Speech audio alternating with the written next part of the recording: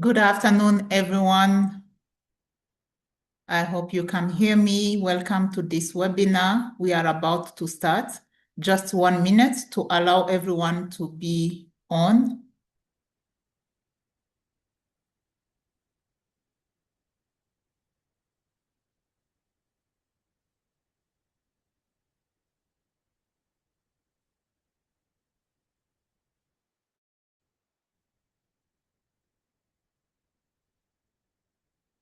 Okay, good.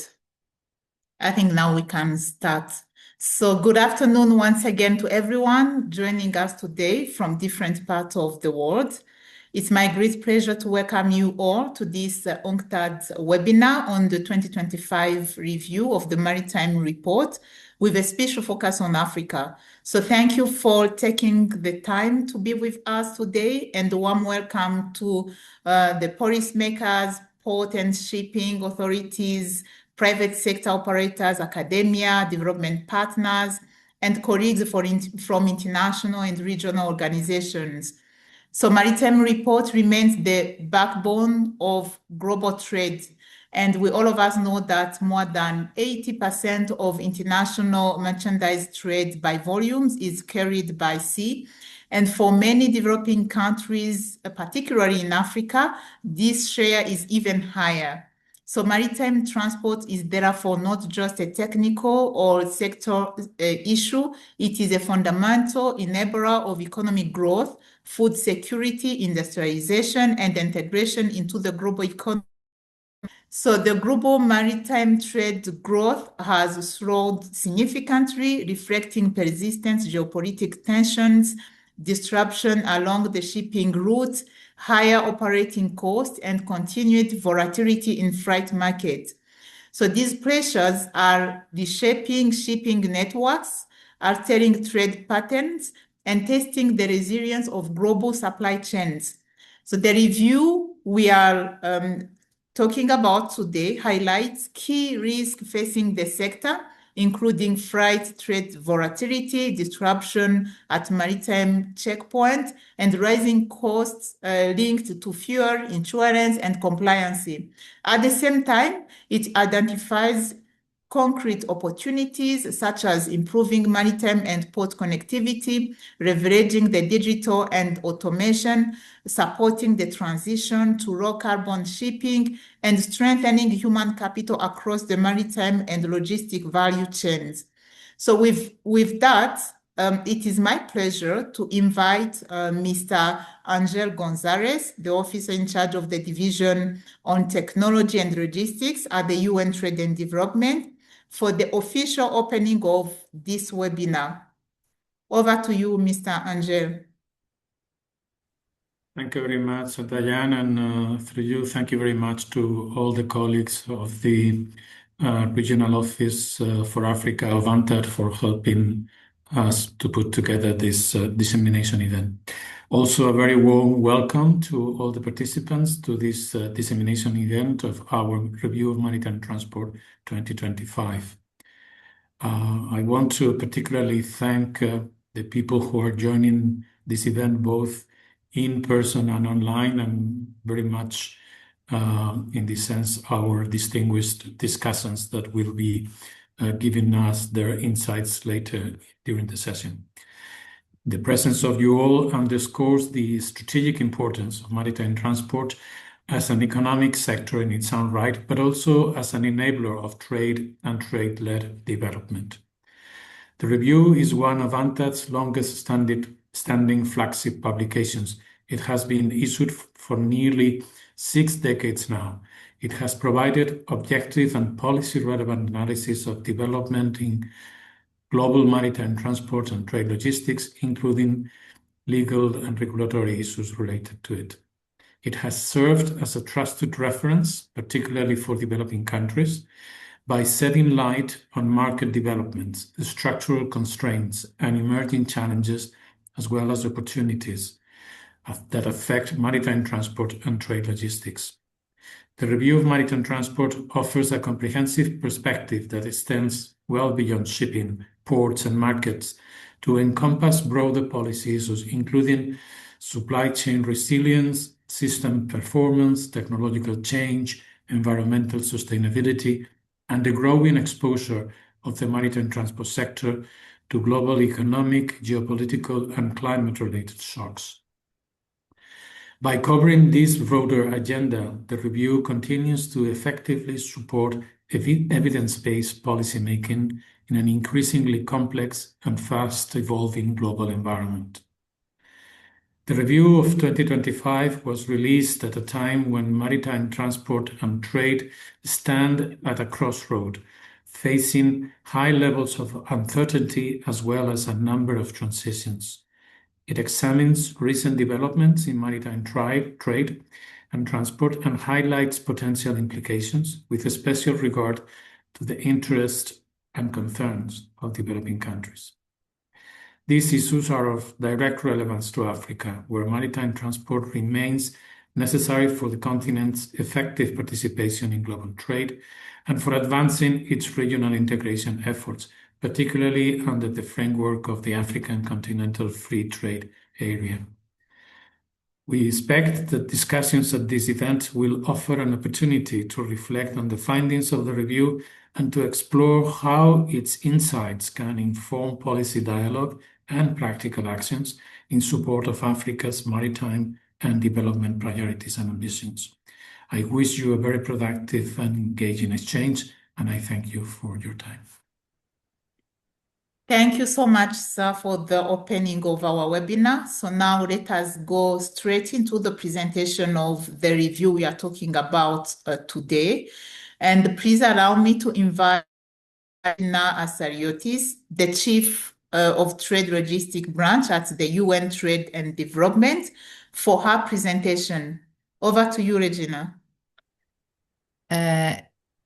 Good afternoon, ladies and gentlemen. It's a pleasure to be here, and we're very glad that the Africa office of UNCTAD approached us to coordinate this.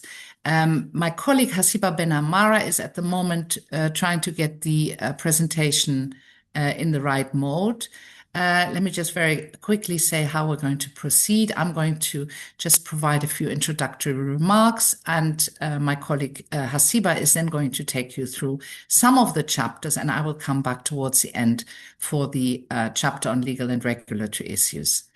Hasiba, I think if you click yes on this one, that should be fine. There's a little bit of a lag.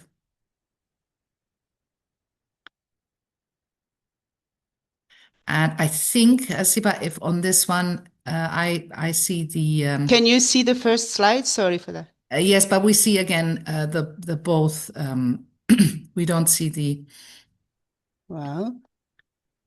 Can you go to display settings? Do you see that up there on top of the image? Hide presenter view. Hide presenter view. If you click that, I think it will be resolved. How is it now? What is showing? That is fine now. Okay, perfect. Okay, so this is just the cover page, Hasiba, if you can just go to the first one. So this first slide just tells you what's in the review.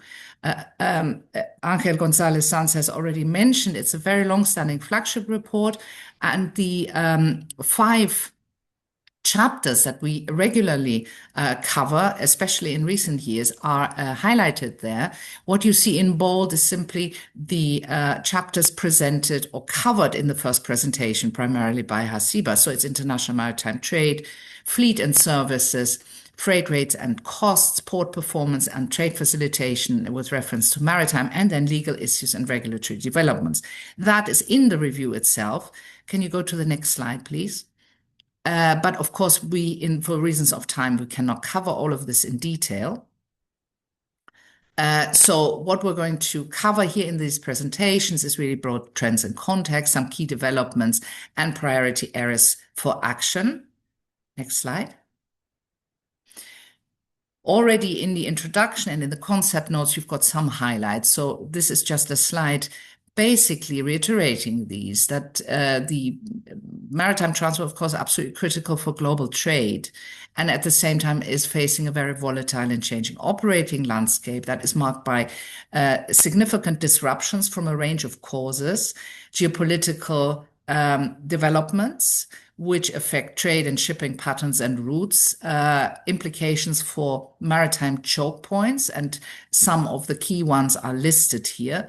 Panama Canal was particularly affected by a drought, so less geopolitical factors, but nevertheless significant disruptions arising from this. And overall, we see a lot of ships rerouting. That, of course, has also had advantages in terms of absorbing excess container fleet capacity. We are all aware that there have been trade tariffs and port fees, which have at least been announced and not in all cases been implemented, but that again has affected the stakeholders in terms of uncertainty and volatilities. The rates have been increasingly high and volatile. Worth mentioning, again, by general background, is the cost of environmental compliance, which is increasingly being factored into agreements. And that in parallel to all the current developments, we have to bear in mind deep structural transitions, in particular to low and zero carbon pathways, digital and data-enabled landscape, and a new geography of maritime transport and trade. So reconfiguration of supply chains. Next slide, please. So this is really from the forward to the review, which was written by our Secretary General, that really never have so many shocks and transition converged at the same time. And with the demands of the era that we are all clear about, they're highlighted there, we know that there will be adaptation in maritime transport. The sector always adapts, but the question is, will that be managed or chaotic, inclusive or divisive, unsustainable or merely survivable? And that is really what it's about. So our review is intended to help in informing consideration of developments and response actions, really. If you go to the next slide. Now, this is not directly in the review, but with view to this, particular audience and the interest in matters pertaining to Africa, maybe just a few items that are highlighted here arising from our analysis. Rerouting around Africa has increased, not only as a response to shocks and crises, but also as a strategy, if you will, through dual routing, so temporary versus structural. There is a clear potential also to deepen Africa's integration into international supply chains with more transshipments, bunkering, and logistics activities in African ports, but capacity upgrades are needed to this effect. Freight rate volatility is a persistent feature, and African rates remain relatively elevated, which means that it's profitable for shipping, but of course also costly for the traders and could impact trade. Digitalization, I don't have to, I think, reiterate the potential significant benefits that arise from further digitalization, but there are important gaps that need to be closed in terms of infrastructure, standards and regulations, and other things, of course. Decarbonization, energy transition, again, raise costs, but also open strategic opportunities, in particular for Africa. And Africa can leverage its energy and critical mineral resources and ports to support the green transition. The slide here ends with just a summary, if you will. Efficiency, sustainability, and resilience should be the goal of all. So with that, I think I can hand over to my colleague Hasiba to take you through some selected trends and then through considerations that are raised throughout the chapters 1 to 4 of the RMT, and then I'm going to come back later. Thank you very much. Thank you, Regina. Just trying to move through the slides.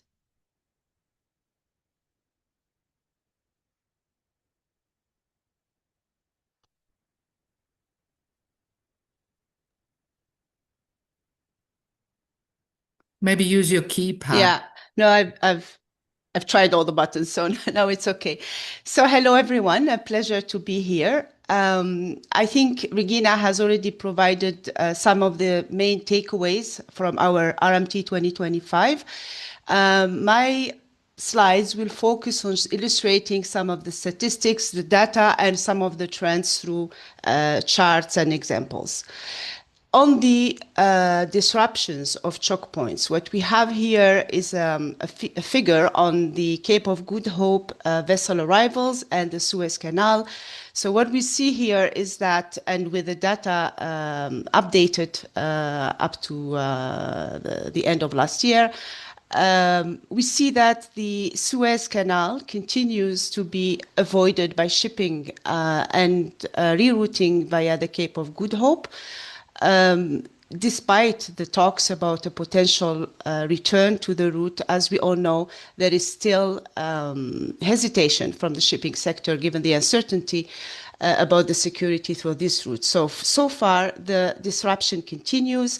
There has been some pickup in transits, in particular through tanker shipping, but container shipping continues to be largely rerouted via the Cape of Good Hope. The Panama Canal disruption in 2023-2024 has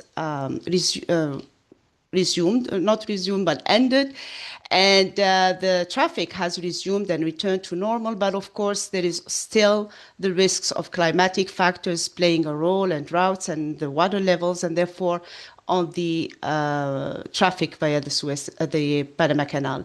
So these multiple disruptions for these choke points has been a unique feature of maritime transport over the past 2-3 years. So the rerouting, of course, we talk a lot about rerouting and its implications for cost, for emissions, for reliability of services, but also for the capacity in container shipping in particular. It helped absorb the excess capacity and keep the supply and demand more or less balanced. So this is a bit of a mixed blessing as regards container shipping. As of June of last year, there has also been a flare-up of risks with the tensions in the area with regards to the Strait of Hormuz, and these risks, of course, continue. So far, there hasn't been a disruption as such, but of course, if this were to happen, this will have significant implications for energy trade, as this passage is really a critical energy passage or route. And on the US measures, we've heard a lot about tariffs, but the other measures that were also being announced or introduced in parallel was specific to the port sector and shipping. And so since November of the last year, this has been suspended for another year. But there is, of course, an impact on shipping, on cost, on routing, on the configurations of the networks. There has already been some readjustment in the shipping industry through redeploying capacity and ships that are linked to China, because the measure focuses on certain ships that are owned, operated Chinese belt vessels, and also on all foreign belt vehicle carriers. There has been some reflagging. We've seen flag hopping in response to this measure. And we have also seen a similar measure introduced by China, but which has been postponed at the same time and suspended at the end of last year. The fact that these are suspended, of course, does not mean that the uncertainty has gone away. There still is a concern about what would this mean for the shipping industry and ports.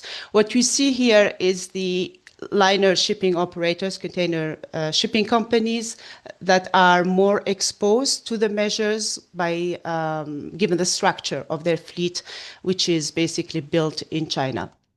So they are not all exposed or at the same degree.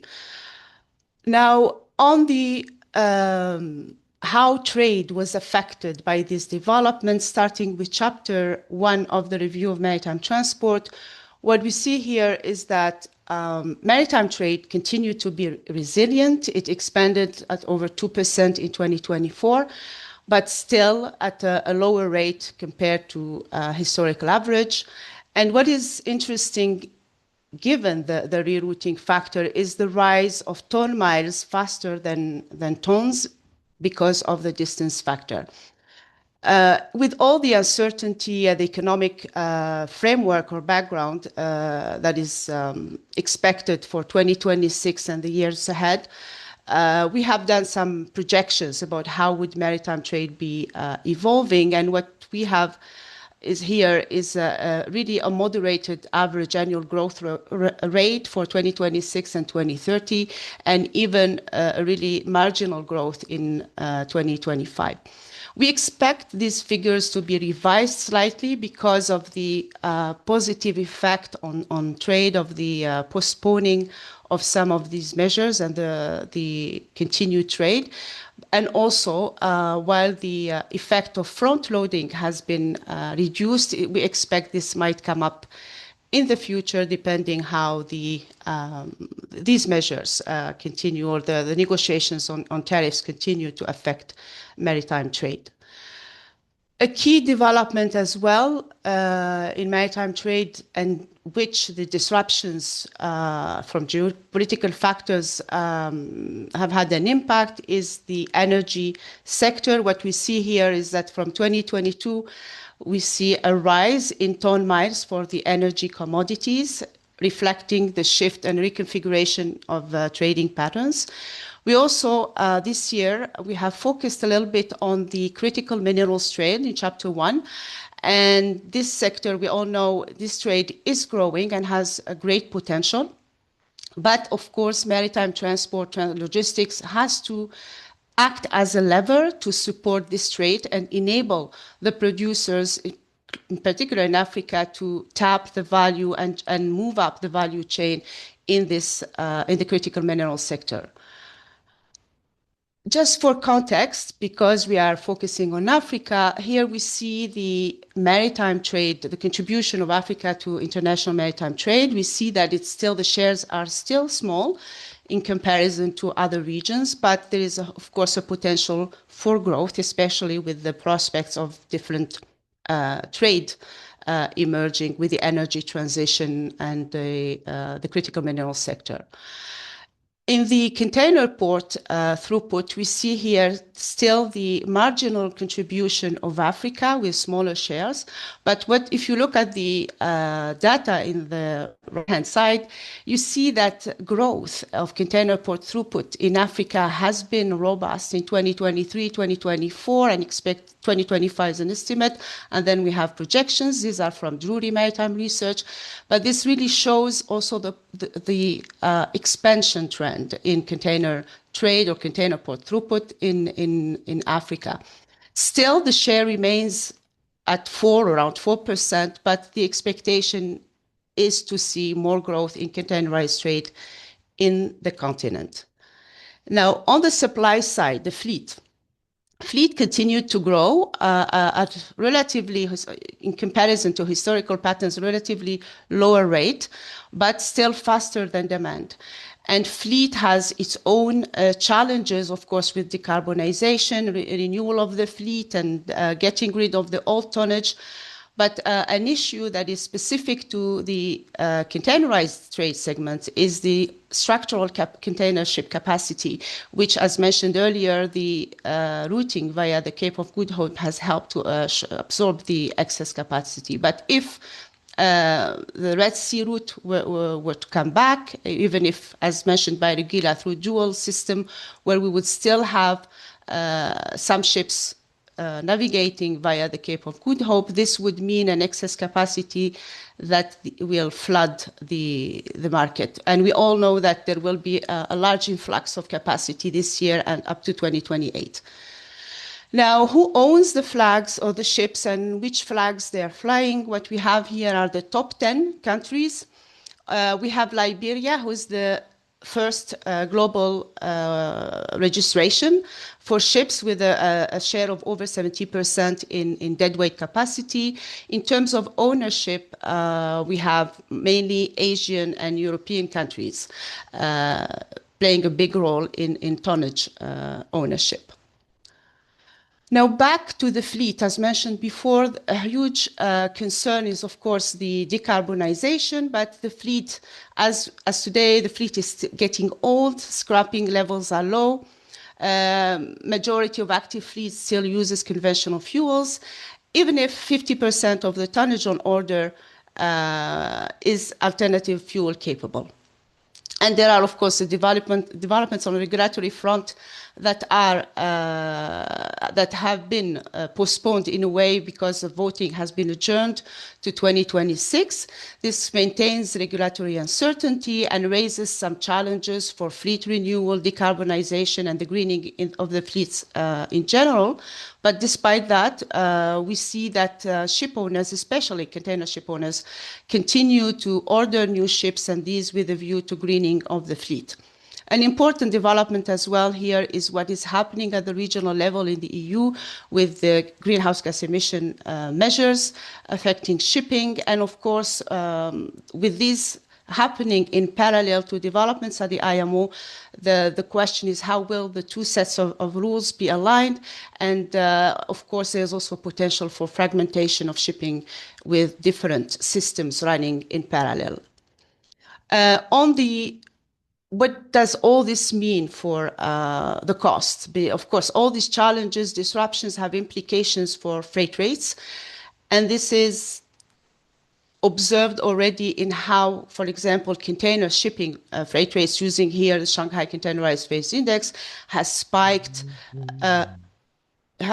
amid disruptions, and there is a lot of volatility, which has become a key feature in the market. There's also the environmental compliance costs, which are reshaping the cost structure. And here you have just an example of how the EU ETS is adding to the cost of carrying crude oil from Nigeria to France in 2024 and 2025, for example. The same applies to dry bulk shipping and tanker shipping, freight rates showing volatility and reaction in the case of tanker rates to geopolitical factors in particular. Here, specific to Africa, what we see is that while overall there has been a normalization of freight rates and a reduction in levels from the spike seen in mid-2024, there is African routes continue to be the costlier and those that are showing more profitability for container shipping. Here we see 8 routes, and where African costs are per TEU are relatively higher, taking into account also the distance traveled. We've seen also container shipping companies, in the case MSC, moving its largest ships from the Far East to Europe to the Far East to West Africa trade. Of course, this could be a reflection of the higher returns or earnings, but also, of course, there is the use of Lomé port as a transshipment hubs. On the port side, of course, they were also affected by the disruptions with an increase in port waiting time, whether in developed or developing countries, and also an increase in the median port turnaround time here, in particular for container ships, as opposed to the other segment. This is also a reflection of port congestions and reconfiguration of networks, and especially with ports not necessarily being ready to cater to larger traffic on short notice. Liner shipping connectivity, and that's why we're talking about the geography of maritime access, it has been affected, of course, by if there is a shift in patterns of shipping and port calls, of course, this affects the connectivity, and also because the components of the index reflect the size of the vessels, the number of services, the number of operators. There is, of course, an evident consequence that connectivity levels will be affected. And with the rerouting, this is what happened in the case of Africa, for example. There has been more direct calls, larger vessels being deployed, and more capacity being deployed generally.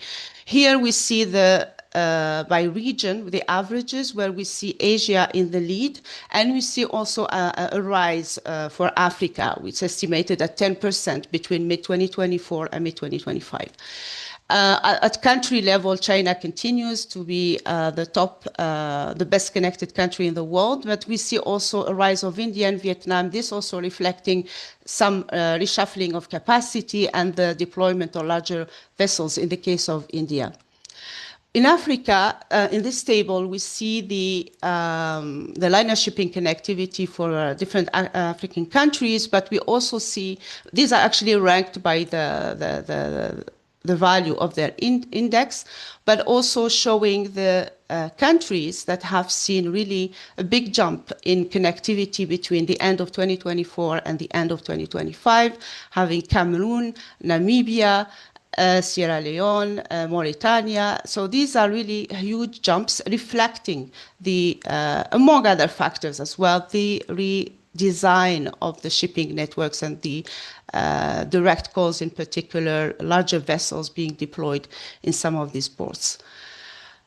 And finally, on the port performance and the trade facilitation aspects, the review in Chapter 4 has really focused attention on the role of trade facilitation tools, the digital ones, in helping improve port performance and their hinterland connections, and how this also contributes to improving connectivity and complying with international agreements, such as the implementation of trade facilitation measures. So the logistical or the digital systems, such as the trade single window, the maritime single window, and the port community systems, have all shown that if countries do implement these measures, they would benefit on all these fronts, on the efficiency, on the connectivity, and competitiveness. Of course, the cyber security threats are real, and here there is, of course, a call for the right regulatory framework and safeguards in order to improve cyber security in tandem with implementation of digital solutions in transport and logistics. And just to conclude, these are some priority action areas highlighted in the review, basically calling for building resilience and flexibility by modernizing fleets, ports, and logistics to better handle, anticipate, and respond to shifting trade patterns and disruptions, supporting developing countries in all the processes, in particular LDCs, SIDS, and LLDCs, and the need for targeted assistance to manage costs and seize opportunities, invest in sustainability, here in particular with shipping, decarbonization, but not only, include ports have a large role to play in supporting this process and in decarbonizing their own systems, the importance of protecting and empowering workers, safeguarding seafarers' rights, and this is a topic that Regina will address in her presentation in more detail, advanced digitalization by, as mentioned before, using digital tools to support broader trade and development objectives, but of course with the right safeguards as regards cybersecurity, and securing climate finance by diversifying sources and ensuring that the funds go where they are needed. And finally, and this applies to all the aspects of the review, not only basically the chapter 1 to 4, but generally the regulatory framework have to be made up to date, fit for purpose to keep pace with technological developments and ensure that shipping remains safe, reliable, and secure. And Regina will tell you a little bit more on these elements. Thank you very much for your attention. And here's the links to the report, the overview, and all the statistics, Arunta, that have been featured in the review. Thank you very much.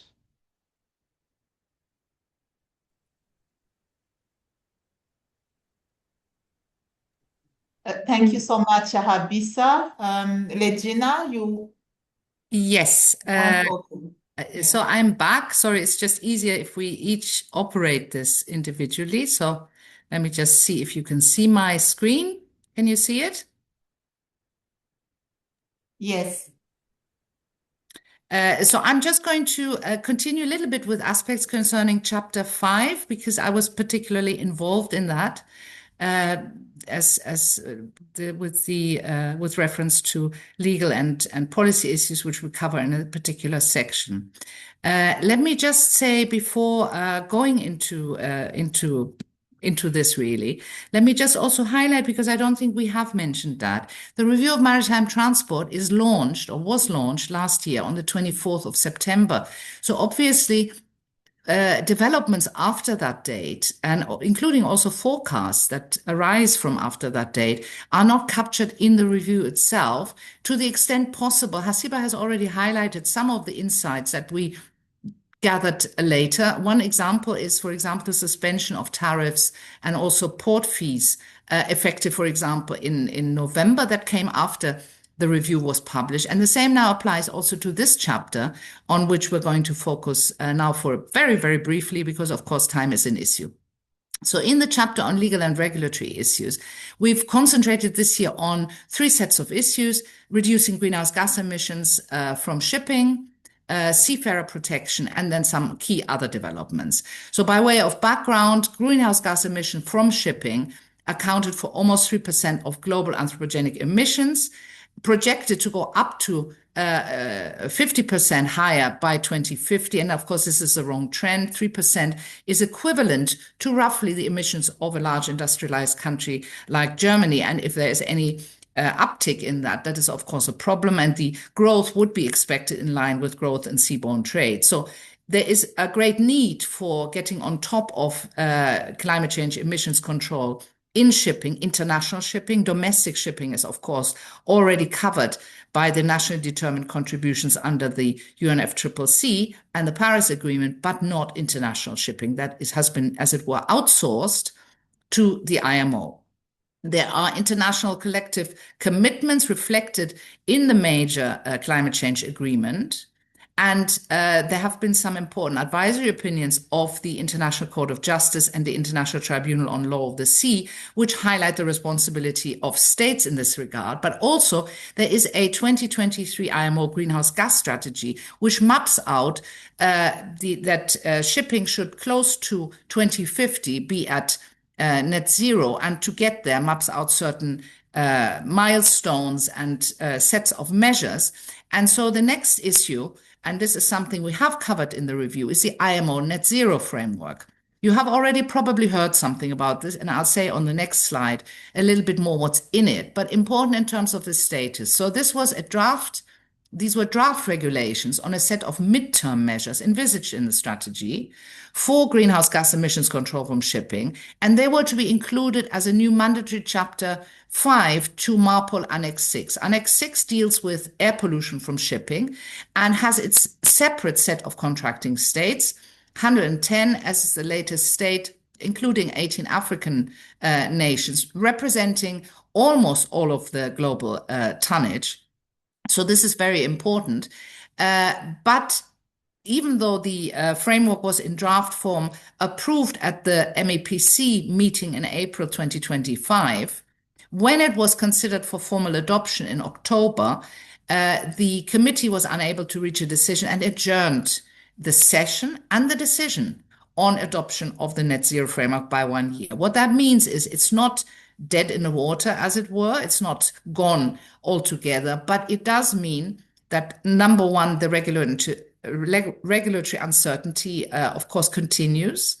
The net zero framework would have entered into force in January 2027. That is for certain not to happen. But also we don't know, of course, what the deliberations up to that time will result in and what the fate of this is in future. But let me just tell you a little bit about the net zero framework. It could mark an important milestone towards regulatory framework for greenhouse gas emissions control from shipping. It combines a global fuel standard and a pricing mechanism for larger vessels. It also establishes a net zero fund to collect and disperse revenues. And this could be particularly important for developing countries in Africa and elsewhere, because that could provide financial support for decarbonization measures, including related infrastructure, and mitigate negative impacts on vulnerable states and also food security issues. That is specifically mentioned among the priorities for disbursement of funds. Concerns at the time that it was agreed in principle, and this is covered in the review, that were from various sides, that it might not be entirely fit for purpose and achieve the strategic target of net zero around 2050 and support the necessary uptake of zero or near zero fuels. that the funds available for disbursement might not be enough to cover the costs, that only large vessels are covered, and that on a number of issues, implementation guidance was needed, but it was clear that this would remain to be developed. So all of this remains, of course, and will be discussed by the member states as they proceed through this year and face a decision again on adoption of the net zero framework as it is or with changes at the end of this year. Much more investment will in any event be needed for decarbonization, not only of the fleet, but also the relevant infrastructure. And we have mapped out in the RMT in Chapter 5 some private sector initiatives, which among others can play an important role in this context.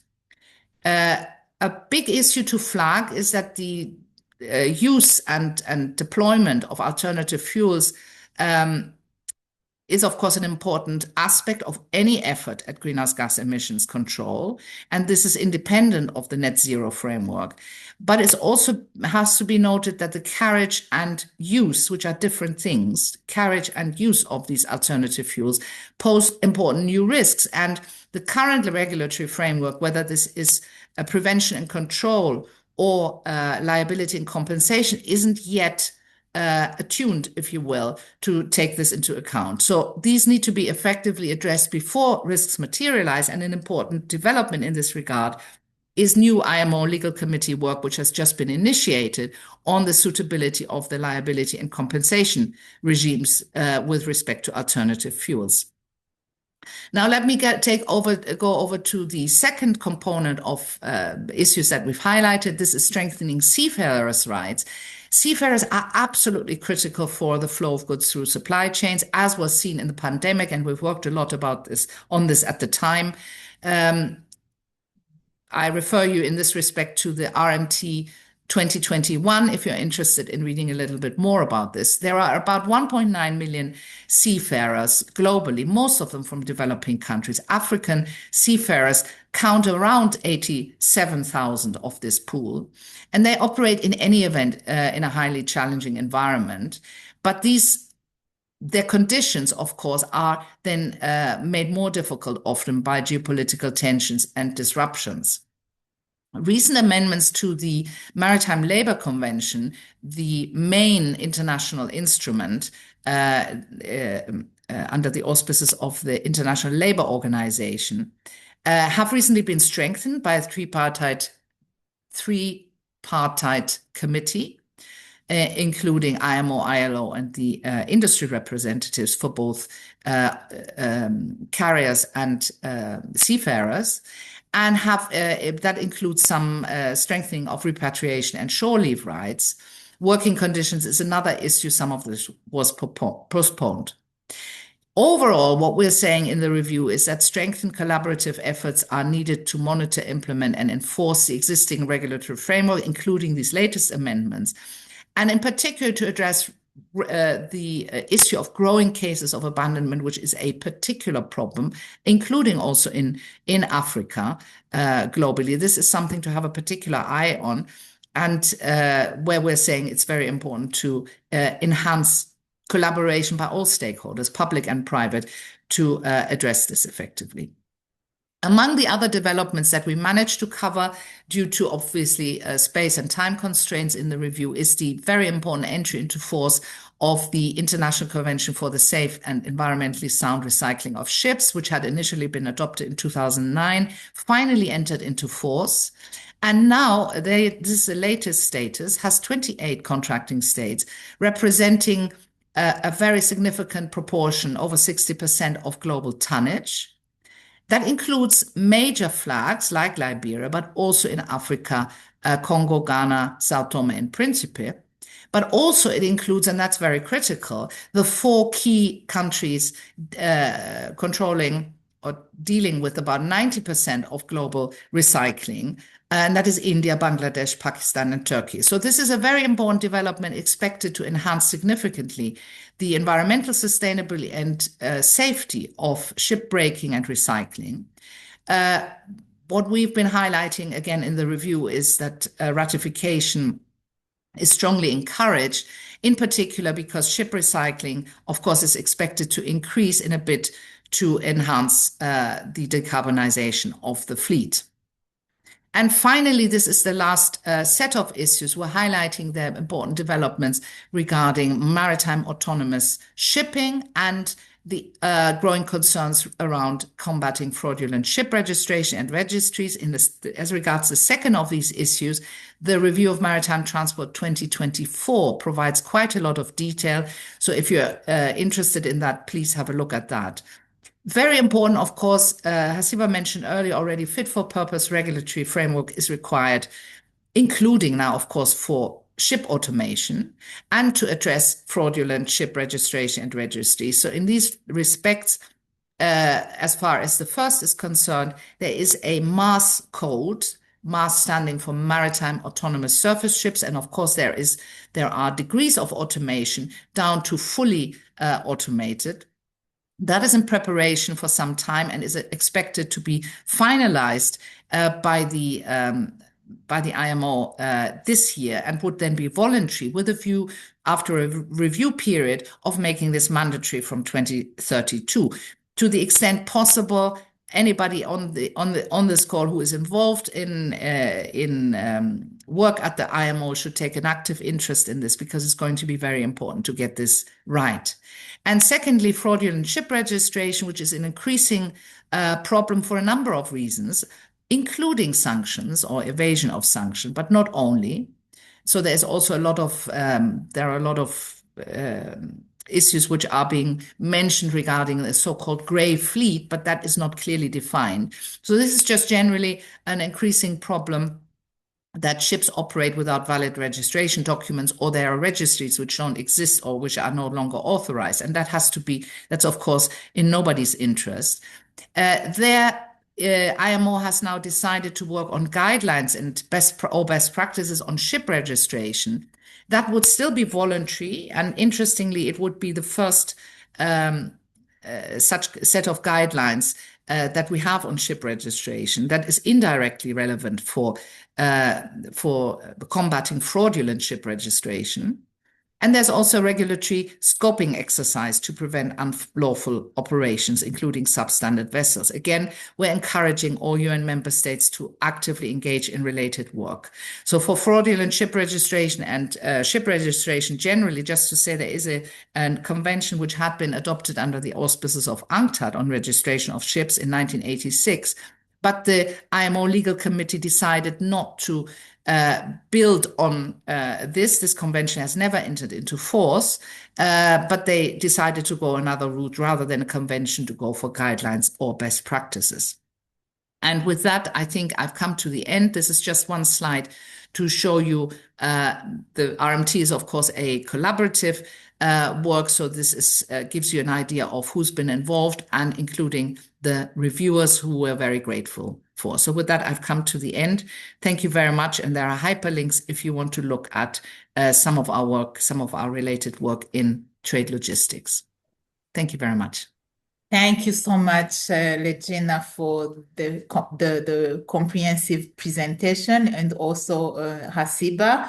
It was really, really an interesting one, and thank you for pointing out things related to port management, geography of maritime access, as well as the green gas emission reduction from ships, among many other topics you talked about.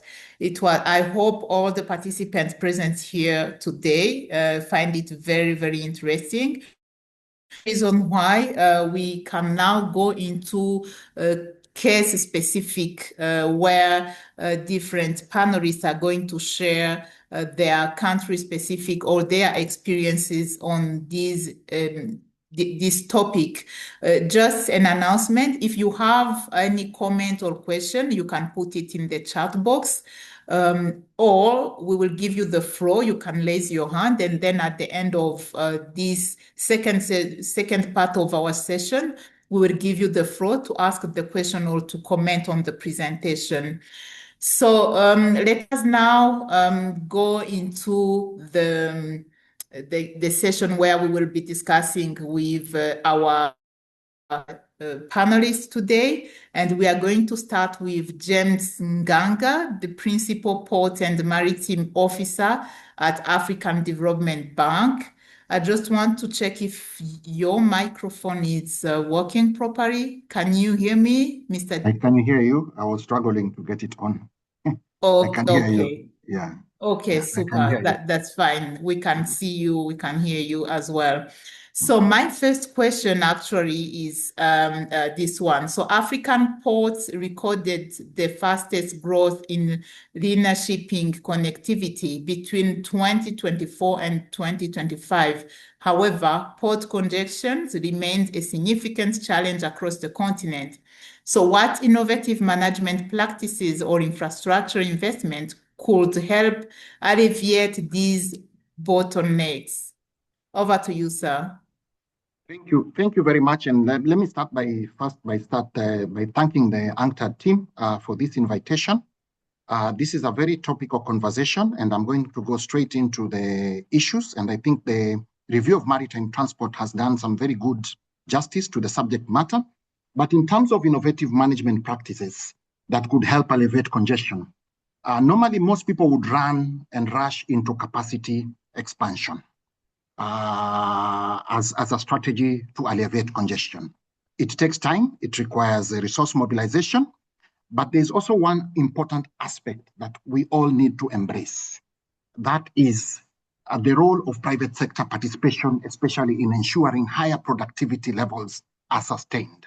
Because what brings congestion is a challenge of inadequate capacity as well as poor productivity practices.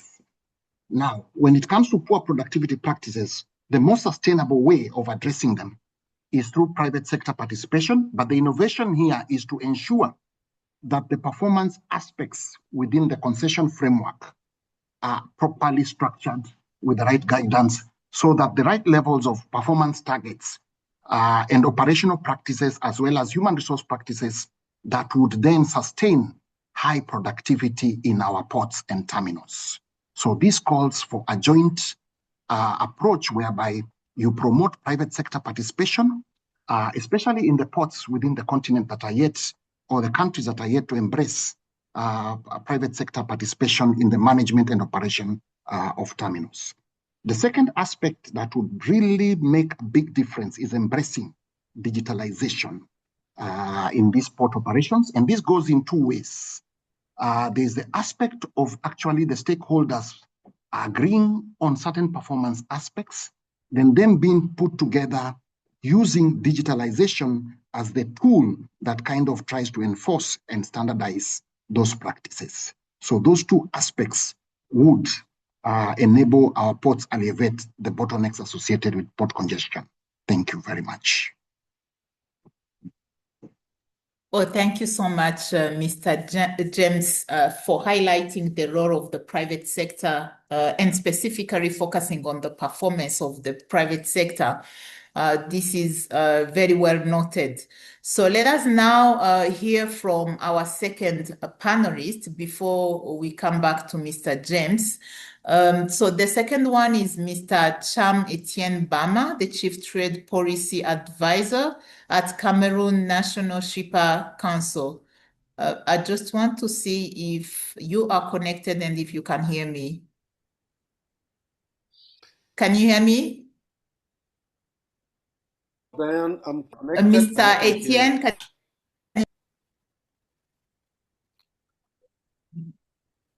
hello? Yes, Diane, I'm Yes, connected please. and I can hear you. Okay, good. Hi. Thank you so much. Yeah, thank you. Thank you for joining the call. So we have one question for you as well. So how is the Shippers Council of Cameroon addressing major challenges in maritime transport caused by recent global supply chain disruption to improve competitiveness and resilience? So what measures are being taken to mitigate their impact? Over to you, Mr. Thank Etienne. you very much, Diana. Yes, can you hear me? Yeah, I think the microphone. Can you hear me, please? Okay, we can hear you now. Okay, thank you very much. And contact. Place the volume of your microphone. Bringing together. The volume is very low. My volume is high. Good. Can you hear yes, me? Yes, please go on. Yeah. Thank you once more, and my special thanks to ONTAC for bringing together experts for this very important session. At the level of the Council, we are all aware that the shipper is at the center of maritime transport across the globe, but they lack forums through which their voices can be heard. And with that,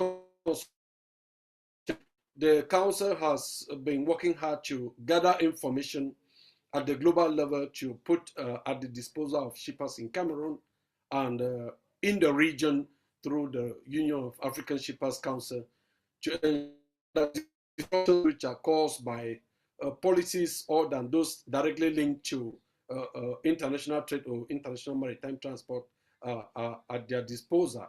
We have seen of recent or heard the administration in Washington impose tariffs in a unilateral way on key trading partners across the globe, notably China, and a few days ago, an announcement was made on EU. This information, we bring it to shippers and know that in subsequent weeks and months ahead, there are going to be some disruptions in terms of tariffs for shipments that are coming from global partners, or maybe diversion of trade to the region, Africa, due to increase in tariffs in other parts of the world. It might be happening between a few players, the US, China, and the EU, but the impact on African shippers is significant because our consumption on the continent are imported through products from this country, which are being manufactured under the global supply chain connectivity, and therefore tariffs on one part of the world have a direct impact on in Cameroon and the continent. Can you hear me, please? I'm saying somebody, Jalilo yes, is writing yes, that we can hear you. me. We can hear you. Please proceed. Yeah. We're working on information. We're working strongly on trade facilitation, be it from the FILE committee, which was focused on maritime transport, to the trade facilitation agreement now since 2013. We are able to look at port operations along the corridors for shippers in countries like the Republic of Chad and the Republic of Central Africa, which are dependent on the port of Douala and Kribi for their international engagements when it comes to trade. So we work on these issues and supply trade support infrastructure such as warehousing, cold storage facilities to ensure that maritime transport is being done in a way not to let it be isolated, but to ensure that the different stages of trade are captured and then infrastructure is provided to support the free flow of goods once they are offloaded from vessels. Yeah, I'll end here for now. Thank you very much. Yeah, thank you, sir, for sharing the experience of Cameroon National Shippers Council. So I don't see a hand which is up right now or any comment or question in the chat box. So let us go back to Mr. James. So Mr. James, how can African ports position benefit from shifting trade routes while ensuring inclusive for smaller economies such as LDCs and the small island developing countries? Thank you very much for this question, which places an emphasis on least developed countries and small island developing states. From the African Development Bank perspective, we actually have ongoing initiatives, and I'll use them to highlight in a number of countries. In 2022, we did get an approval for the Gambia for port reforms and modernization that was approved by our board. In 2024, we had an approval that went through for the modernization of ports within the Comoros, and the Comoros is made up of 3 islands. We got from a very innovative financing tool that we have in the bank that we known as the Regional Operations Envelope. We were able to get close to $200 million approved to facilitate the modernization of Moroni Port and the 2 other ports within the 2 other islands in Comoros, that is Anjouan, and I'm trying to remember the name of the 3rd one. And this was in recognition of the challenges that these particular countries have, especially in mobilizing resources and being able to position themselves in shifting trade routes. In the case of the Comoros, if I may use it, the project was actually designed so as to facilitate more enhanced regional integration between Comoros, Mozambique, Tanzania, in order to bring them up to be able to access better shipping traffic, better shipping vessels, higher productivity within the ports. And the idea is to enhance the ability for them to lower the cost of imports as a country, thereby facilitating the challenge associated with those particular countries. So as a bank, we've seen quite countries position themselves, and the government actually allocated its allocation of resources to enable this particular intervention be actualized. So then the question is, how can ports position themselves? They can then tap into opportunities whereby they access technical assistance to enable them modernize and improve their port facilities. That is one aspect. And here, like currently we are discussing with Sao Tome, who are seeking to actualize and access resources in order to modernize their ports. We are currently supporting Seychelles with the Strategic Investment Plan 2025 to 2030, the development of it, which is currently going through the final approvals. And the whole intention is to ensure their ports, which have shallow depths, limited capacity in terms of physical facilities, are able to be modernized and attract very cost-effective concessional resources. The other aspect that then the countries can also consider in driving this particular target group of countries in driving reforms and strengthening their ability is the aspect in terms of promoting regional shipping networks, regional cabotage shipping networks, so that then they can get better quality vessels which can then ply between their respective ports and the major ports that are nearby, the hubs, so that they become the spokes, and that the hubs, they are able to access the hubs in a very cost-effective manner. And finally, one of the other things that the least developed countries need to consider, I know this could be challenging, is the aspect of green bunkering. They could also position themselves as opportunities or facility or locations where innovative green bunkering could be developed so that then they are able to remain part of the broader global supply chain system. Thank you very much. Okay, thank you so much, James. So dear participant, before we open up the floor, let me go back to Mr. Etienne Bama, just to hear a little bit from Cameroon. So how are shippers in Cameroon affected by rerouting of trade and shipping routes? The Cape of Good Hope, please indicate both the negative and positive effects if you can. Over to you, Mr. Etienne. Yeah, thank you very much, Dan. Actually, there are negative and positive effects. The positive effects are that the shipping routes are longer, but the waiting time for consignment is short. We are all aware that Africa is importing, but in terms of return cargo, it remains a serious problem for our ports. And this has a direct impact on the cost of maritime transport. Africa and other parts of the world will remain the highest part that pays in terms of maritime transport. We pay quite the highest fair share of it due to the fact that vessels come with consignment, but they go back empty. in one instance, a shipping line was very clear in telling us that the shipment to Africa is paid two-way. Therefore, when a container is coming to Africa, the return is already paid. So lead to quite higher cost of transportation in Africa, and this is carried over in terms of the goods to the final consumer. But the disruptions that are being caused has kept African ports very, very busy. They're getting significant revenues to cover investment costs, which is high.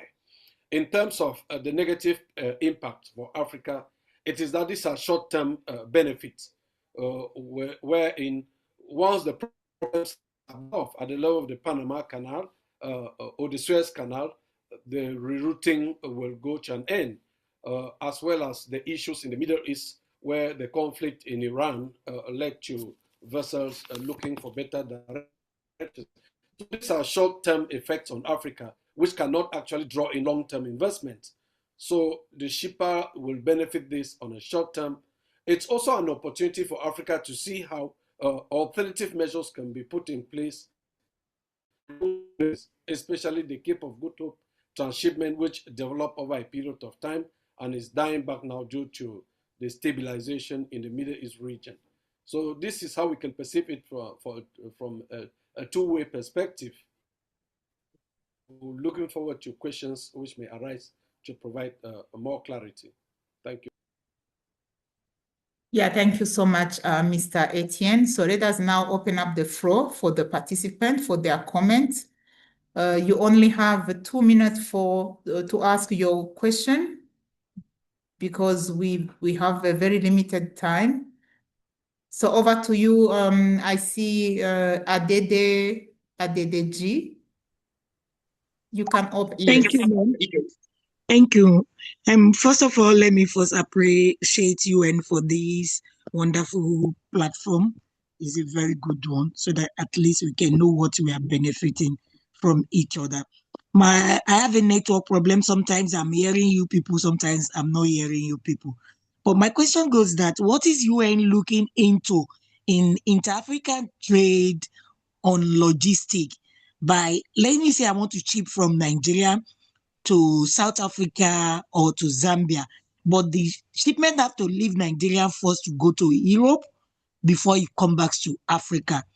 What are you people looking at into that instead of the shipment to go straight to South Africa or Zambia from Nigeria? Okay, thank you so much, Mrs. Adede. Actually, that's a very interesting question, linking the transport and logistics with IFCFTA. I don't know if Regina and Hasiba, you can respond to this one. For my part, just to really say, this is one of the notorious problems, the lack of, if you will, good connections in Africa, and the need for reroutings because of lack of for a number of reasons, lack of infrastructure, lack of systems. But I think I will hand over to Hasiba because I'm sure she can deal with that better. There are also, Hasiba and colleagues are also working on some projects with particular focus on Africa, and these types of issues will surely have arisen. Thank you. Yes.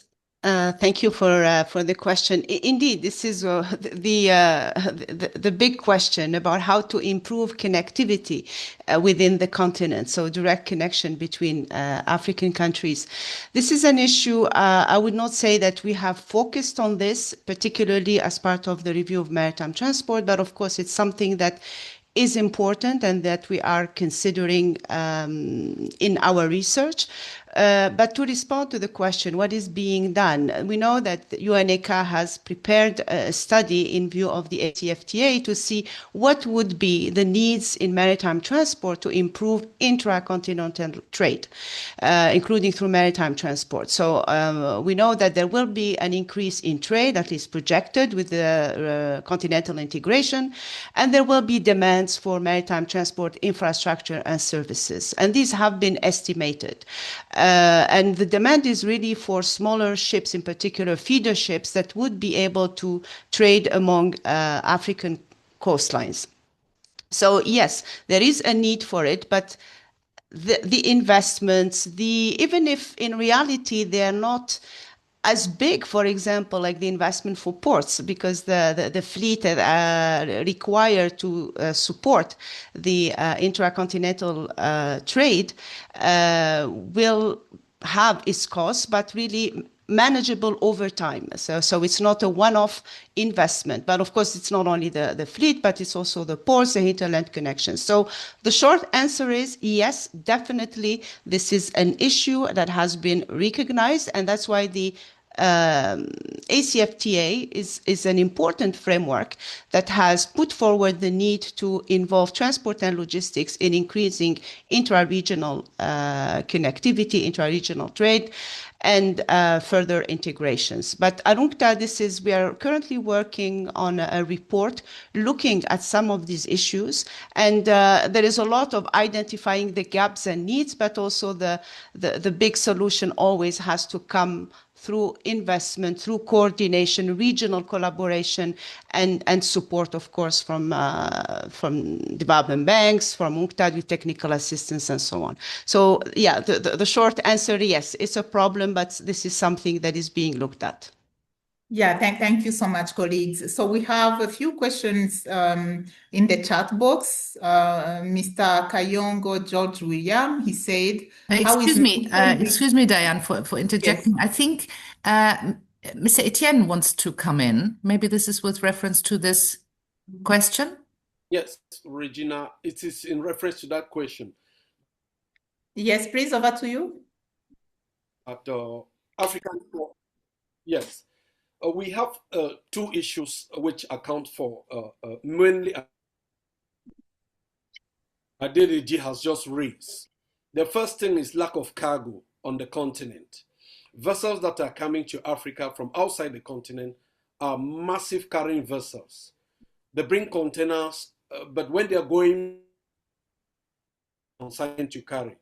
The second issue is regulatory framework, lack of a regional cabotage regime that allows for vessel to anchor along African ports without having to pay anchor charges, loading and offloading cost.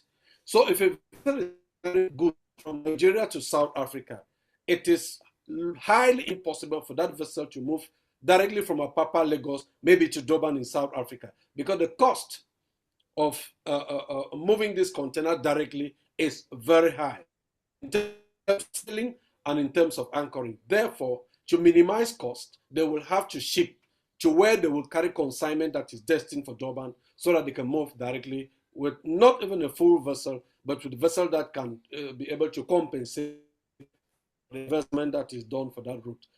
There have been discussions at the level of the MOCA, the Maritime Organization for West and Central Africa, to put in place a regional cabotage regime whereby small vessels which are able to do these deliveries can find an investment environment that can support their group so that they can serve as feeder vessels for ports like Lomé, for ports like Kribi, where they can carry this consignment and service the region. So this is something which has been looked at the sub-regional level and at the continental level.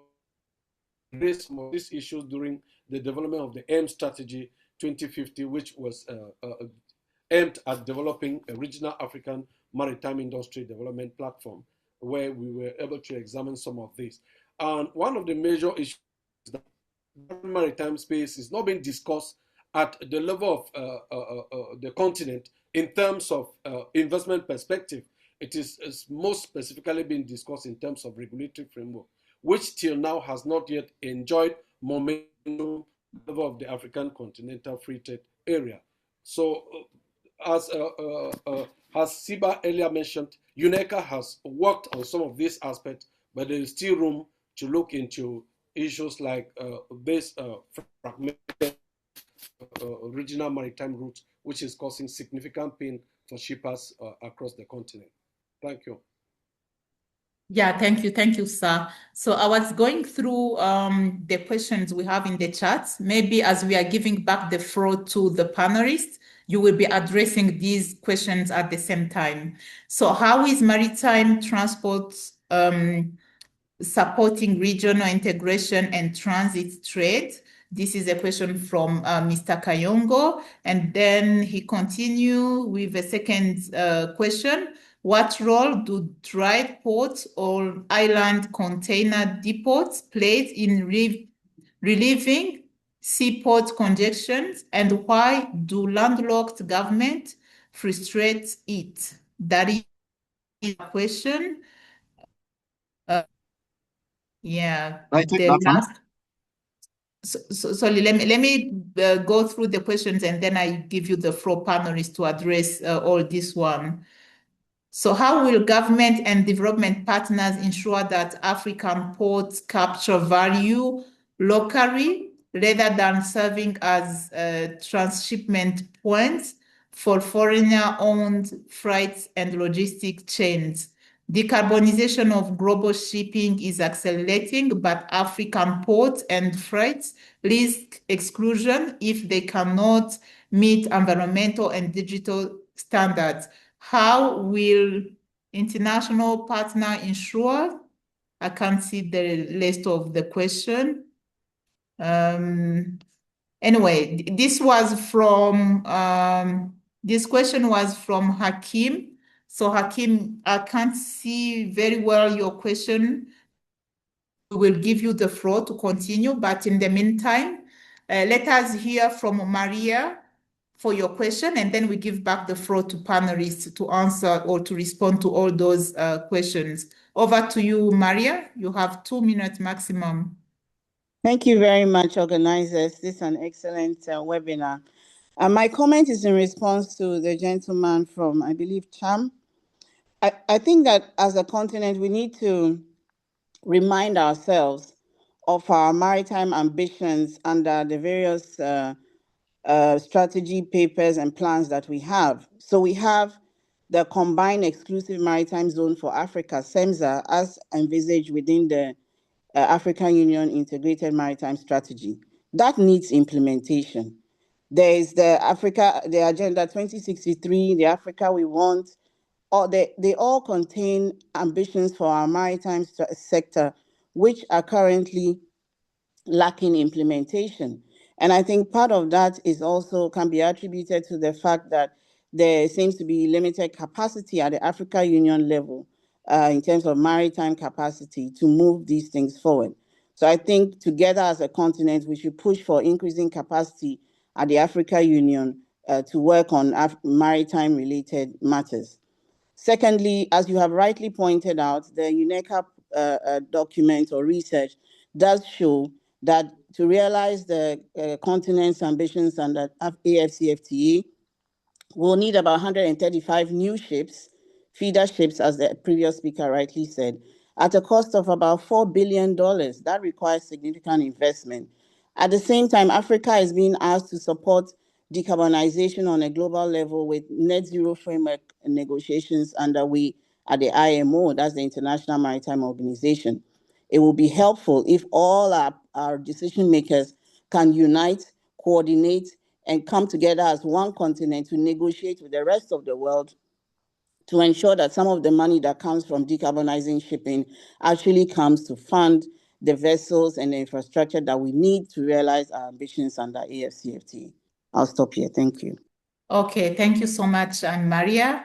So James, here I have another question for you.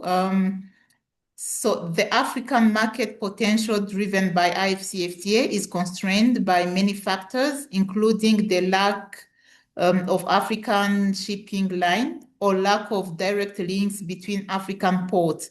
How can this challenge be addressed? So over to you, James.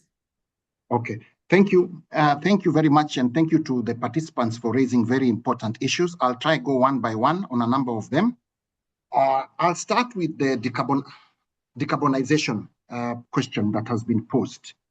And I like how the question has been posed, how will international partners ensure? I can't see the rest of the other question.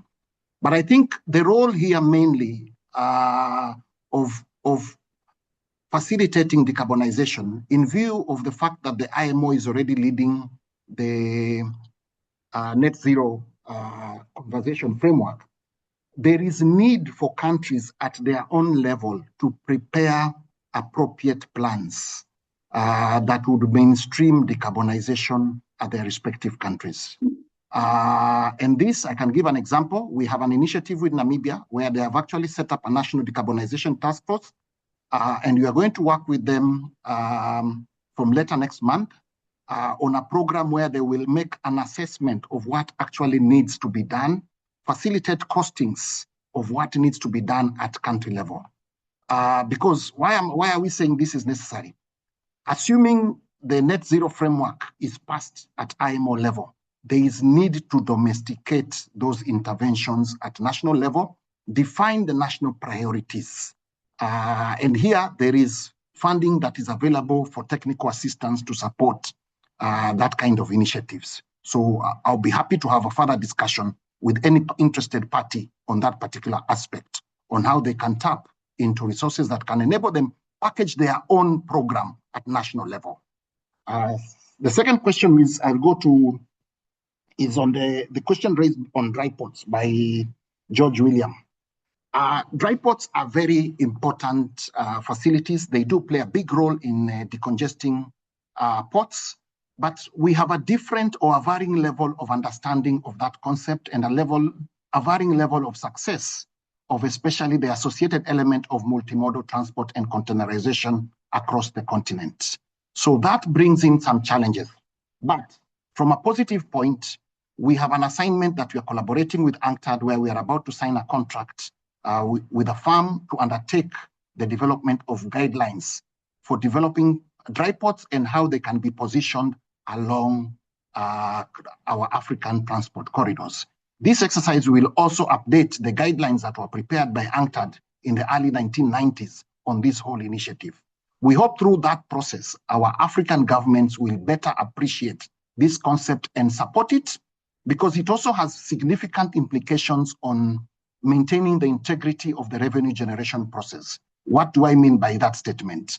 When cargo leaves the port, the coastal port, and heads inland in the container unit load device that is tagged, tracked, the ability of the authorities to monitor the movement of that cargo and collect their associated revenue resources inland is enhanced. So there are win-win situations for African countries if they can embrace the concept of dry ports and the associated multimodal transport element, plus to facilitate deeper penetration of containerization inland. The other question you had raised was on how maritime transport promotes regional integration. We have aspects and we have a lot of opportunities, especially where we are able to set up regional shipping networks, where we have regional trade happening and carried over by regional shipping vessels, because regional shipping vessels would probably be smaller, would probably be easier to fill up with cargo. And I would like our colleague from the Shippers Council in Cameroon to comment on this. Would be easier to fill up with cargo and maybe invested or driven by our own indigenous investors. As an African Development Bank, we do recognize we have a mandate to promote private sector participation in this particular field. And we are happy to work with the regional economic authorities that will prepare regional shipping plans or programs that can be bankable, can be sellable, and can then support the entrenchment and the introduction of these particular networks in order to promote the benefits of regional integration as well as the benefits of the Africa Free Continental Trade Area. The last comment is on somebody called Samuel Zita, but I think I've answered it in the process of trying to answer this. It had to do with the direct links between African ports, with our regional bodies being able to develop regional cabotage networks that can be mapped, identify the commodities that potentially can be moved and the ones that can be catalyzed to move across those networks. Then regional direct links between our African ports can then be developed with the right appropriate vessels. And before I came for this meeting, we were in a conversation because there's an initiative being spearheaded by ECOWAS as well as Cape Verde and Senegal to provide some maritime links within that region using containerized vessels that are of the right size, the size that fits in the market, the volumes that are within that trade. And as a bank, we're actually interested in facilitating and supporting that process, enabling them to actually do the transaction advisory process so that they can then identify the right partner who can then invest and be able to proceed with them on their ambitions to provide that network, that bridge between Praia and the car. Thank you very much. Thank you so much, Mr. James. So before we hand over to the colleagues to conclude and for our panelists to share a concluding remarks, a very short one, I don't know if Hakim Mohammed, you are on the call. I didn't manage to go through all your questions. If you are on the call, we can give you 1 minute so that you can ask your question. If not, then let us proceed with... Hello, are you there? Yes, Diane. No, this is me, Cham. I just said, let me... Okay, so yeah. Yes, over to you, Mr. Etienne Bama. As you are responding to the question from James, you also make your conclusion. Thank you. Over to you. Thank you. Yeah, on the issue on the container depot and in landlocked countries frustrating this project, what I just want to say here that the concept of developing inland container depot came at a particular time where port congestion was becoming a serious impediment to the continent's participation in global trade. And this is because most of our ports were at that moment very old ports that were designed back within a restricted capacity of handling. This is why over the last 25 years, you've seen most African countries developing new ports, like the case of Cameroon, where we have the port of Kribi, which was commissioned in 2017. We have similar cases in Nigeria, where deep sea and Pedro in Cote d'Ivoire. So inland container depots, which were developed basically between 2010 and 2015, are now competing with this new port, the container terminals at this new port. And landlocked countries are looking for cost-efficient options for their logistics.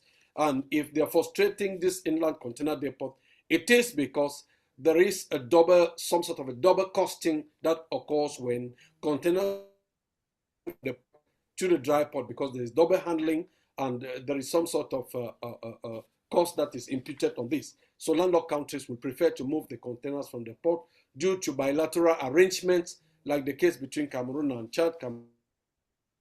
There are arrangements for direct release of goods from the vessel onto a container and direct to inland, where the goods are treated through the concentrated services of the port. I also wanted to highlight that at the level of West and Central Africa, has put in place an African Maritime Development Bank, which is established in Nigeria, to be able to see that they support regional cabotage and shipment development. Nigeria and Ghana, their interest to revamp their national shipping lines, which existed before the privatization set in the 90s and early 2000s. So these are some of the developments that are aimed at supporting regional transportation of goods within the framework of the continental free trade area. But the maritime transport industry is a demand-driven industry. They follow cargo availability. Vessels are not just procured because of the interest of sovereignty. They are procured because the cargo is available and shipment services are increasing. Even at the level of the bank, I'm convinced that before the bank can release some money for the procurement of vessels in countries, they must make sure that data availability is in favor of such investment. So the intervention will be on the African continental free trade area. Yes, the framework exists since 6 years, but production of goods, which need to drive the maritime services industry, are not yet existing. As somebody who is piloting the initiative, I can tell you we have not yet experienced new shipments as a result of the agreement. What we are mainly doing now on the ground is to channel in existing trade among African countries into the AFCFTA channel so that this agreement can start benefiting from the advantages of the agreement. But having new shipments, because we have the African Continental Free Trade Area, from the perspective of Cameroon, we have not yet witnessed that. To conclude, Diane, as you earlier said, we are calling on international to recognize the specific nature of Africa and to be able to bring in research. For example, this issue of direct shipments, research should be conducted in this area to support regional initiatives such as the African that's been put in place. This research will be able to support their work to identify areas with existing potential where they can pump in money, which will easily be generated to support areas with low potential so that inclusive development of the maritime industry on the continent can be ensured for everybody.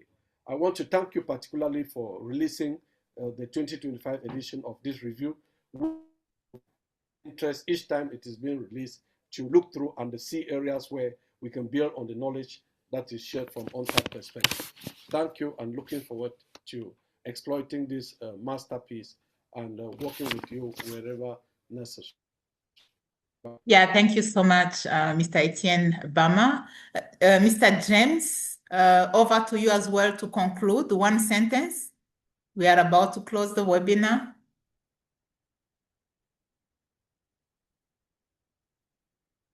You are muted, sir. Thank you very much for facilitating this. It is a very timely webinar. The issues are pertinent and they need to be addressed from the different perspectives that are there. And a good number of these issues require countries to have a certain level of readiness and preparation on their part.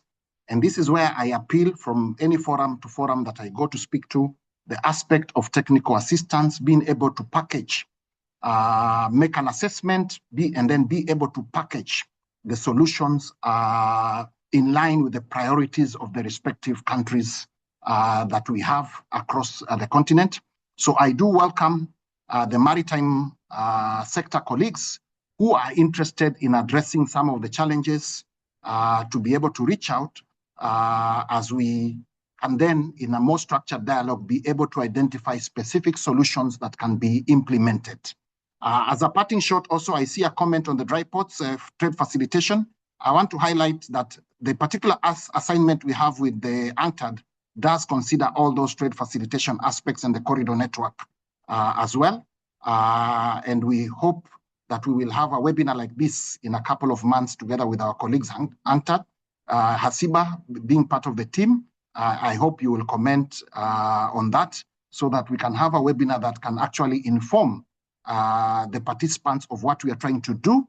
And as a parting shot on particularly that subject, because I find it I'm very passionate about it, we have actually received requests from member countries to facilitate the aspect of dry ports and the linkages.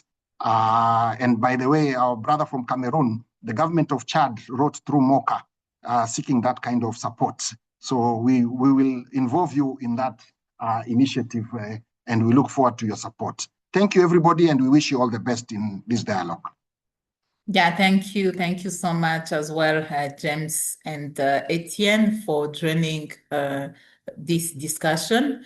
Let me hand over to Hasiba for her concluding comment, and then we will give the floor to Regina for the closing remarks. Thank you. Yes. First, responding to James, yes, of course, we'll be happy to be involved and looking forward to that. It's, as you say, it's very important and we are committed to contributing to the project as efficiently as possible. Now, just a few remarks on the comments that have been made and the responses. Of course, when I said that the SFTA is a framework to help with continental integration through trade, because the issues raised about capturing the value, about the imbalance of cargo, about empty returns, and the scales, basically, have to do also with the structure of the trade. So the increase of trade within the continent that will generate the base required to some extent to attract the supply. So as mentioned before, is it the supply that comes first or the demand? And of course, ships follow cargo. But for cargo to be there, then the structure of the trade would have to be helping in that process. And this is where industrialization comes in, moving up the value chain, and this is something that we have mentioned in chapter 1 of this review as regards critical minerals. And the corridors, of course, the hinterland connections, the access to the landlocked countries, there is all this market where cargo base is located. So apart from the internal connections and their efficiency, trade facilitation, transport facilitation, rules and policies being aligned, of course, there is the trade itself. The second point about capturing value and not being merely transit countries or transshipment countries, of course, the purpose is to support the continent's development and industrialization and cargo base and development in general. But by working, by having a function as transshipment ports, there is, of course, value added in there. Maybe as a first step, there are clusters, maritime clusters that can be generated through these activities, whether it's for training or for maritime businesses that can bring value. And there is already the maritime strategy for Africa going in that direction, the blue economy policy. So there are all these instruments that are more or less working to make maritime transport efficient for the purpose of the trade. So, but they have to come together. They are not two things to be dealt in isolation, but two elements that should be combined when devising the policies. And then comes the last step, of course, are the capacity building needs, the technical assistance, and the financing, which is, of course, important, especially for infrastructure development, and hence the private sector involvement and the public-private partnerships are key topic, as mentioned by James earlier. So this is just to highlight the issue is really is also the structure of the trade itself. And with the ACFTA, there is, I believe, the expectation is initially to increase trade by 28%. So this in itself is an objective, and transport and maritime transport is only a means to service that trade. But if there is no such trade, so that's the issue. So, and I think I'll stop at that. On the landlocked countries and inland depots, I think this was well covered already by James and Mr. Shana from the Shippers Council of Cameroon. Thank you. Yeah, thank you so much, Hasiba.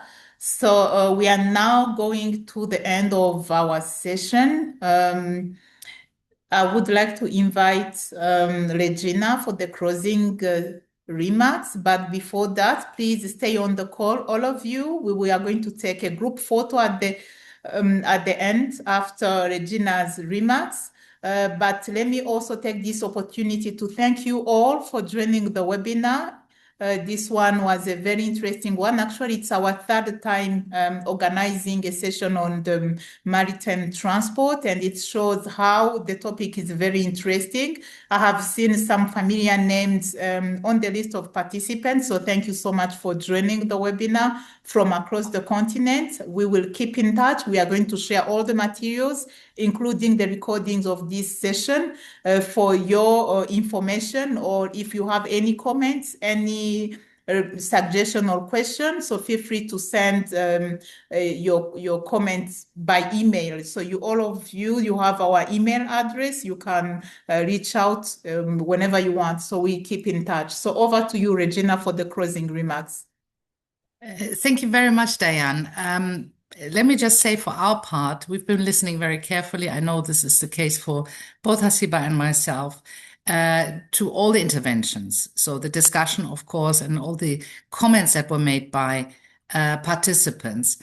And of course, some of this is, many of these issues are in general known. And there are, of course, there's no silver bullet for anything. So some of especially the last few comments in the chat, we haven't dealt with that, but they highlight that Africa often doesn't own systems, but it's just exporting value, that it's not progress and development if port develops, but the populations stay poor, etc.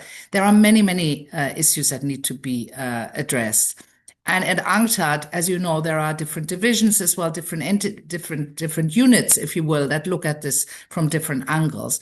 But let me just highlight a few things I think that are worth noting for the future. There is a bit of a momentum at the moment. So as far as the review of maritime transport is concerned, you should know that the next session of the multi-year expert meeting in transport, trade logistics and trade facilitations, which we do normally every year, will take place on the 13th and 14th of April. That is going to be in person in Geneva.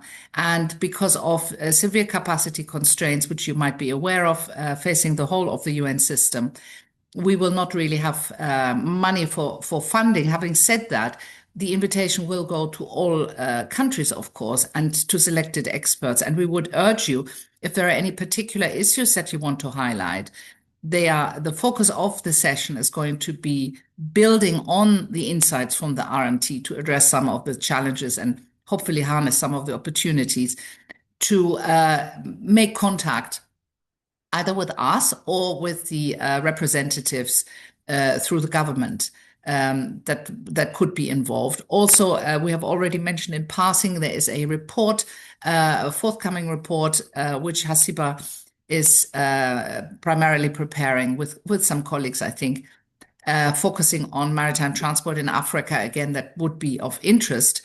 And more generally, looking at the policy environment, we've had a very strong endorsement of work on these issues, including through the declarations, for example, from the least developed countries and the landlocked developing countries at UNCTAD 16, our ministerial conference in October. This has also been strengthened in the Geneva Consensus, which is our mandate. And there are various policy instruments globally that could be providing an impetus. One is the AWASA Program of Action for Landlocked Developing Countries, which has certain priority areas, much of which focuses on infrastructure and, of course, also with a focus on Africa, where many of the landlocked developing countries are. And there is an upcoming decade of sustainable transport, and that is a UN decade called out, so that is starting in 2026, going on to 2035, which intends really to provide a vehicle for accelerated collaborative action. And all these, all these processes, there are entry points for strengthening the position of Africa and concerns that are arising. And maybe just one last point. Critical minerals trade is one, and the Lobito corridor was mentioned here. Critical minerals trade, that is one of the issue. A lot of this is in, the goods come from Africa, but Africa isn't necessarily benefiting as it should, and there are transport-related issues. So this is another thing we're going to, I think, stay on top of. So in the interest of time, I'm not going to expand further. It's been very interesting for us. We would like to thank again our colleagues from the regional office in Africa for initiating this. It has also helped us focus a little bit more on the perspective of Africa, and we'll certainly keep the comments and the insights that we learned today under consideration as we go forward. Thank you very much. Thank you so much as well, Regina, Hasiba, and the whole team who really supported the organization of this webinar. Thank you to all of you participants, especially I realized that the leads, I don't know if they are students who are in a form of classroom. So we are very happy to see that even youth, young people from Africa, they are also interested in this topic. So thank you all. Please put on your camera so that we take our group photo. Please put on your camera and maybe you open up your microphone so that we can capture the group photo. All right.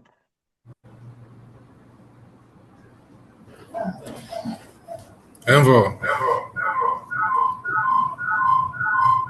Yeah, thank you all. Bye-bye. Bye-bye. Bye-bye. Bye-bye. Thank you. Bye. Thank you.